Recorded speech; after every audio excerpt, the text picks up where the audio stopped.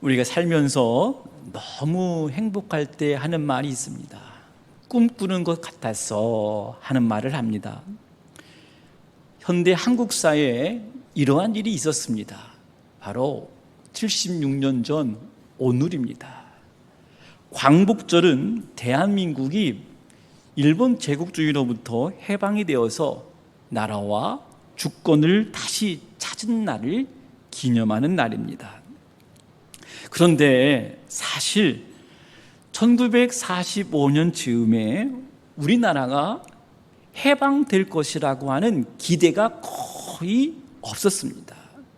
갑자기 히로시마와 나가사키에 원자폭탄이 떨어지고 일본이 항복하면서 대한민국이 해방이 된 것입니다. 비폭력 평화주의자라고 말하기도 하고 CR 사상가 함석헌 선생님이라고 하는 분이 계신데 그분이 아주 유명한 책을 한 권 기록을 했어요. 뜻으로 본 한국 역사. 그분께서 대한민국의 해방에 대해서 그 책에서 어떻게 기록을 했냐면 우리나라 해방은 도둑 같은 해방이었다.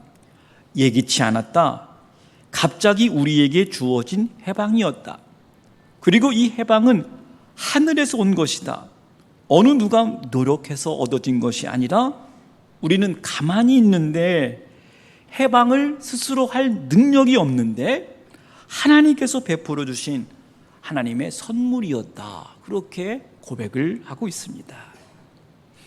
시편 126편은 우리나라가 경험했던 그 해방의 사건과 유사한 그리고 그때에 느꼈던 심정을 기록한 책이라고 할 수가 있습니다.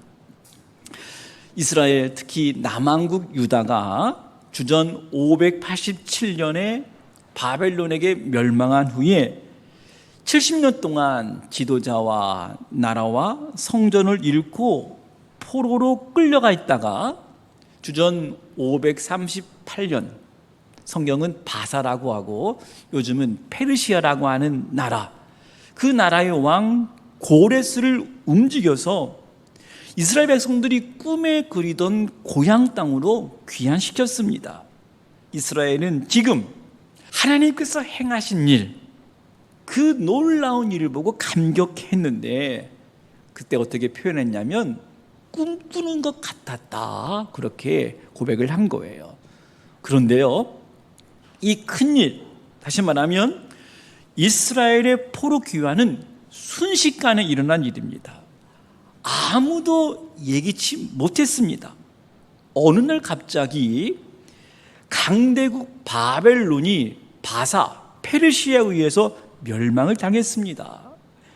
바벨론을 멸망시킨 바사의 왕 고레스는 갑자기 명령을 내렸는데 성경 에스라 1장 1절에 보면 바사왕 고레스 원년에 여호와께서 에레미야의 입을 통하여 하신 말씀을 이루게 하시려고 바사왕 고레스의 마음을 감동시키심에 그가 온 나라에 공포도 하고 조서도 내렸다. 더 나아가서 고레스는요, 고국 땅에 돌아가서 성전을 지으라고까지 그렇게 명령을 했어요. 에스라는 여호와 하나님께서 바사왕 고레스의 마음을 감동시켰다. 그리고 하늘의 하나님 여호와께서 자기에게 명령하셨다라고 하였습니다.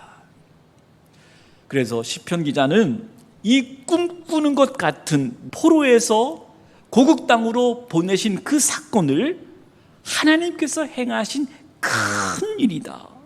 그것도 반복해서 강조하였습니다. 하나님께서 행하신 그 큰 일에 백성들은 환호를 했습니다. 억누를 수 없는 기쁨을 표현했습니다. 그 기쁨을 어떻게 표현했냐면 여러분 2절 말씀 한번 볼까요? 그때에 우리 입에는 웃음이 가득하고 우리 혀에는 찬양이 찼었도다. 그때에 문다나 가운데서 말하기를 여호와께서 그들을 위하여 큰 일을 행하셨다 하였도다. 여호와께서 우리를 위하여 큰 일을 행하셨으니 우리는 기쁘도다. 하나님께 찬양과 그리고 백성들이 함께 기뻐하는 장면을 자세하게 묘사를 해줬어요. 그런데 4절 이하의 내용을 보니까 분위기가 갑자기 바뀌어요. 감격스러운 노래에서 간절한 소망의 기도로 바뀌고 있습니다. 학자들은 1절에서 3절과 4절과의 그 차이가 시간적으로 약 100년 정도는 지난 것 같다, 그렇게 이해를 합니다. 이 시대는 아마도 느헤미야 시대이지 않았을까, 그렇게 추측을 하는 거예요. 해방의 기쁨을 안고 70년 만에 고국 땅에 돌아왔지만 시간이 지난 후에 다시 유다의 백성들은 그 땅의 현실은 너무나 피폐했다고 하는 거예요. 성벽도 무너지고 성문도 불탔고 종교적인 열정도 식어져 버리고 지도자들뿐만 아니라 이스라엘 백성들도 이방인들과 함께 통혼하고 내통하는, 그러면서 다시 우상의 숭배를 하고 있는 그런 모습들을 보면서 분명히 하나님께서 70년 전에 그 놀라운 큰 일을 행하셨는데 시간이 지난 후에 또다시 이 땅의 현실이 암울한 그 상황 속에서 4절은 간절하게 또다시 기도를 드리고 있는 내용입니다. 여호와여, 우리의 포로를 남방 시내들 같이 돌려보내소서라고 했어요. 이 말씀은 해석이 필요합니다. 여기서 남방이라고 하는 지역이 남쪽 지방이에요. 유다 남쪽 네게브라고 하는 사막 지역입니다. 그런데 그 사막은 평소에는 물이 바짝 말라 있어요. 어떤 생명체도 살 수 없는 사막이었어요. 그런데 우기가 되면, 비가 오게 되면 거기에 물이 흐르고 그리고 풀이 돋아나고 생명체들이 살아나서 완전히 다른 곳으로 변하는 그 지역입니다. 이 모습을 연상하면서 이스라엘 백성들이 지금 현실적으로 당하고 있는 이 어려움을, 이 운명을 바꿔달라고 하는 간절한 소망의 기도였습니다. 우리를 남방 시내들처럼 돌려보내소서. 여기서 돌려보낸다라고 하는 말은 상실했던 것을 다시 회복시켜 달라고 하는 것입니다. 우리가 재산도 잃고 또 이전에 불행한 사건들, 불행한 상황들, 그것들을 내가 이전에 누렸던 그 형통함으로 다시 돌려주세요. 여러분, 너무나 솔직한 기도 아닙니까? 너무나 간절한 기도 아닙니까? 남방 시내들처럼 우리를 그렇게 돌려보내주세요. 하나님께서 자기 백성에게 꿈꾸는 것 같았던 바벨론 포로에서 해방을 어느 날 갑자기 하나님께서 은혜를 주셨듯이 남방 시내가 바짝 말라 있다가 어느 날 하늘에서 소낙비가 내려서 일순간 그 메마른 땅이 다 회복이 되었듯이 하나님, 우리의 메마른 인생도, 우리의 희망을 잃고 깨어진 우리의 인생도 에스겔 골짜기처럼 마른 뼈처럼 생명도 소망도 다 잃은 인생들에게 하나님, 갑작스러운 소나기와 같은 은혜를 부어주세요 하는 그런 간절한 기도입니다. 저는 이 남방 시내들처럼 돌려보내달라고 하는 이 말씀을 묵상하면서 코로나 때문에 사업장이 황폐화된 성도님들, 그리고 오랫동안 가정과 자녀와 인간관계 때문에 소가리를 앓고 있는 성도님들, 아무리 기다리고 노력해도 교회가 세워지지 않고 사역지가 열리지 않는 목회자들, 우리 가정과 우리의 공동체에 포로와 같이 묶여져 있는 것들이 남방신애들처럼 돌려보내지기를 정말 솔직하게 그리고 간절하게 이 시간 기도해 봅니다. 하나님, 우리의 자녀를 남방신애들처럼 이전에 예쁘고 아름답고 순전하게 하나님을 사랑했던 자녀들로 다시 돌려보내주세요. 하나님, 우리의 가정 잃어버린 것이 너무나 많습니다. 하나님, 돌려보내주세요.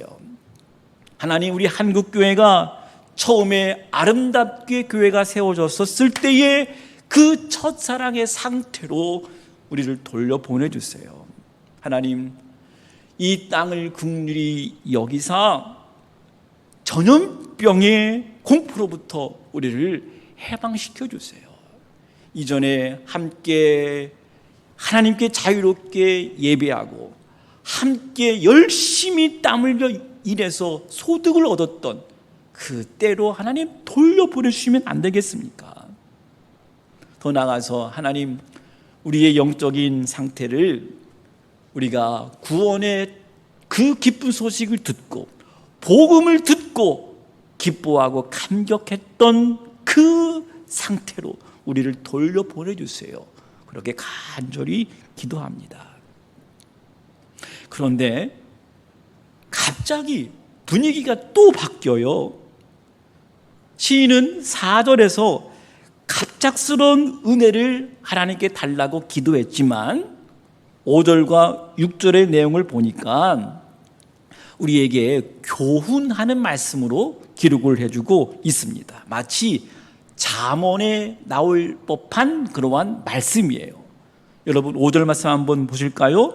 눈물을 흘리며 씨를 뿌리는 자는 기쁨으로 거두리로다. 울며 씨를 뿌리러 나가는 자는 반드시 기쁨으로 그 곡식단을 가지고 돌아오리로다. 저는 이렇게 생각을 좀 해봤어요.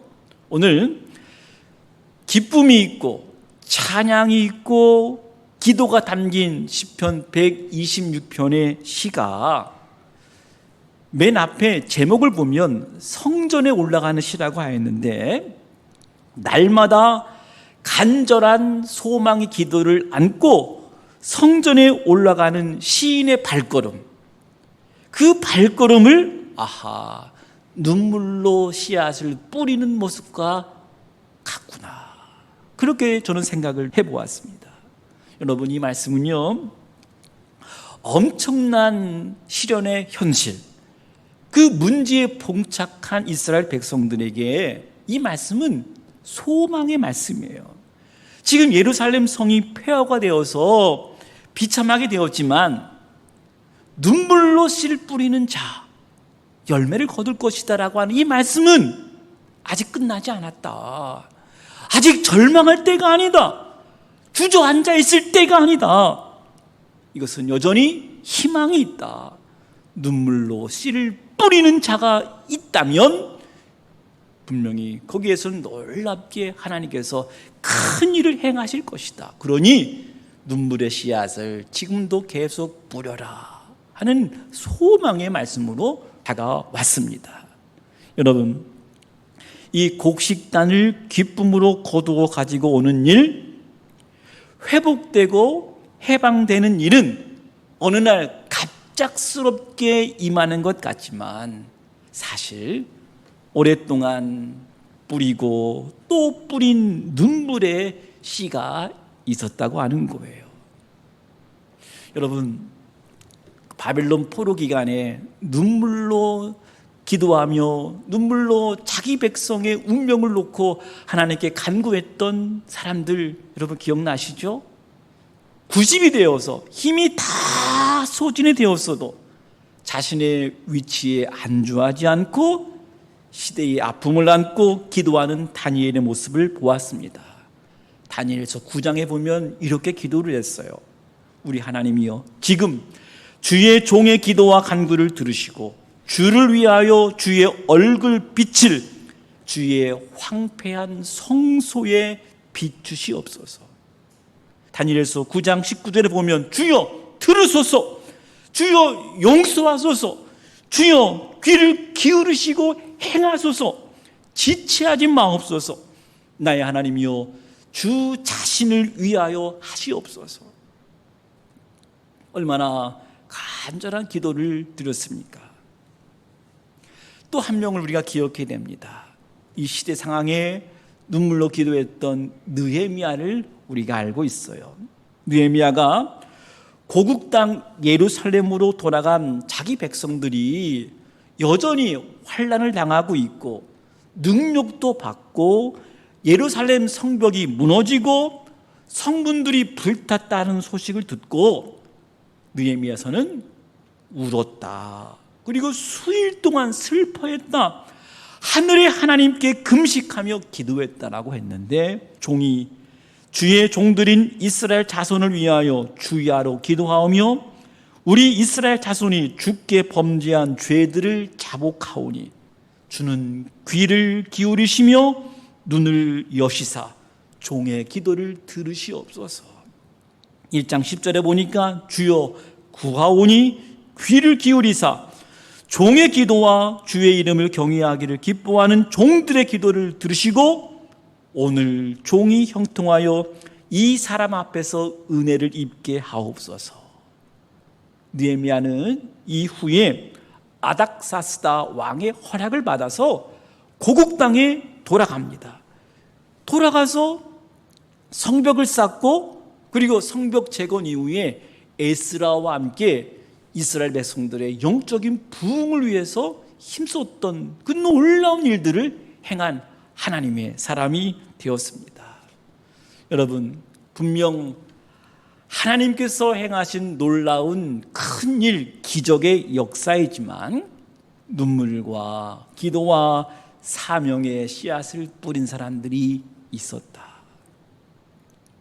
제가 앞에서 언급한 것처럼 당시 국내적으로는 해방은 꿈꿀 수도 없는 상황이었지만 그 가운데서도 꿈을 잃지 않고 희망을 노래하고 시를 쓰면서 글을 쓰면서 저항했던 수많은 눈물의 선각자들이 있었다고 하는 거예요. 76주년에 지난 대한민국, 저와 여러분은 자유한 시대에 태어났어요. 우리가 받았던 혜택이 너무너무나 당연한 것으로 그렇게 이해하며 살아갑니다. 광복절을 맞이하면서 이런 마음을 좀 생각해 봤으면 좋겠습니다. 우리는 지금 나밖에 모르는 병에 걸렸구나. 우리의 어르신들, 또 이 조국을 위해서 눈물로 씨앗을 뿌렸던 사람들을 우리가 망각했구나. 여러분, 상록수의 저자 심훈이라고 하는 사람이 있어요. 그분이 그날이 오면 이라고 하는 시를 썼는데 그분은 광복을 보지 못하고 1936년 35살에 사망했어요. 여러분 한번 들어보세요. 그날이 오면은 삼각산이 일어나 더동실 춤이라도 추고 한강물이 뒤집혀 용서슴칠 그날이 이 목숨이 끊어지기 전에 와주기만 할 양이면 나는 밤하늘에 나는 까마귀와 같이 종로의 인경을 머리로 들이받아 울리오리다. 여기서 종로의 인경이라고 하는 것은 통행금지를 알리기 위해서 설치된 종이에요. 종로의 인경을 머리로 들이받겠다. 이 목숨이 끊어지기 전에 조국의 광복이 오기만 한다면 두개골은 깨어져 산산조각이 나도 기뻐서 죽사옴에 오히려 무슨 한이 나무오리까. 여러분, 그 날이 오면 간절히 기도했던 시인의 그 조국을 향한 그 사랑을 우리가 기억해야 됩니다. 여러분 아시죠? 동주 영화의 주인공 윤동주 씨 몇 살에 죽었죠? 27살에 의문의 주사로 쿠슈 후쿠오카 형무소에서 죽었어요. 많은 시를 썼지만 우리가 신앙적인 시 하나를 고르라고 한다면 십자가라고 하는 시인데 한번 들어보세요. 괴로웠던 사나이 행복한 예수 그리스도에게처럼 십자가가 허락된다면 모가지를 들이우고 꽃처럼 피어나는 피를 어두워가는 하늘 밑에 조용히 흘리겠습니다. 십자가가 종교적인 의미가 있지만 조국 광복을 위한 고귀한 희생이라고 학자들은 해석도 합니다. 사랑하는 여러분, 이스라엘 백성들이 포로에서 돌아오기까지 수많은 눈물의 씨가 뿌려졌습니다. 대한민국의 독립과 해방은 눈물과 순교의 피를 흘린 자들의 간절한 소망의 기도를 들으시고 하나님께서 놀라운 구원의 역사를 이루신 사건입니다. 사랑하는 성도 여러분, 우리의 실패, 우리의 메마름, 우리의 절망했던 수많은 인생의 시간들, 하나님의 은혜가 갑자기 임하면 우리의 모든 문제가 해결되고, 그리고 다시 남방 시내들처럼 돌려보내지는 놀라운 은혜가 있을 것입니다. 그러나 그 하나님의 역사, 그 하나님의 은혜를 기다리고 확신하는 자는 오늘 눈물을 흘릴 수 있는 거예요. 아직 내가 눈물이 있다고 하는 것은 아직 내가 갈망한다. 하나님께서 그렇게 행하실 줄을 나는 믿는다 하는 믿음의 모습입니다. 성전에 매일매일 올라가는 삶, 하나님의 선한 역사를 기다리며 살아가는 사람, 오늘 눈물을 흘리며 씨를 뿌릴 줄 아는 사람입니다. 사랑하는 여러분, 하나님께서 우리 운명에 꿈과 같은 놀라운 구원의 역사를 행하셨잖아요. 우리 인생의 운명의 역전이 이루어났잖아요. 죄와 사망과 어둠과 고독에 살았던, 고통 가운데 살았던, 허무에 살았던 우리 인생을 하나님께서 운명의 역전을 통하여 거룩한 하나님의 백성으로, 하나님의 자녀로 우리가 지금 살아가고 있잖아요. 그런데 우리의 일상은 마치 남방의 사막처럼 여전히 메마르고 여전히 위기와 연약함 가운데 살아가고 있습니다. 그러나 여러분, 저와 여러분에게 마지막 영광, 마지막 우리 인생의 운명을 뒤바꿀 하나님의 역사, 그리스도의 몸으로 변하여 영원한 부활에 함께 참여하는 놀라운 영생의 역사를 우리가 지금 기다리고 있는 거예요. 그러니 우리는 이 땅을 살아가면서도 눈물을 흘릴 수가 있는 것입니다. 기다릴 수 있는 거예요. 참을 수 있는 거예요. 아까 말씀드린 대로 눈물이 있다고 하는 것은 여전히 나는 하나님을 신뢰합니다. 나는 하나님의 살아계심을 믿습니다. 나는 하나님의 때, 하나님의 나라, 하나님의 역사, 하나님의 영광을 기다리며 마지막 성도의 승리를 우리가 확신하며 오늘도 나는 눈물을 흘리며 하나님께 가까이 나갑니다. 하나님은 살아계십니다. 하나님 나와 함께 하십니다. 강복 76주년을 맞이한 오늘 시편 126편의 말씀이 저와 여러분에게 큰 위로가 되고 힘이 되고 소망이 되고, 오늘도 이렇게 기도할 수 있는 믿음의 성도님들 다 되시기를 주님의 이름으로 간절히 축원합니다. 우리 말씀을 기억하면서 나의 반석이신 하나님, 행하신 모든 일 완전하십니다. 찬양하면서 하나님께 영광 돌리겠습니다.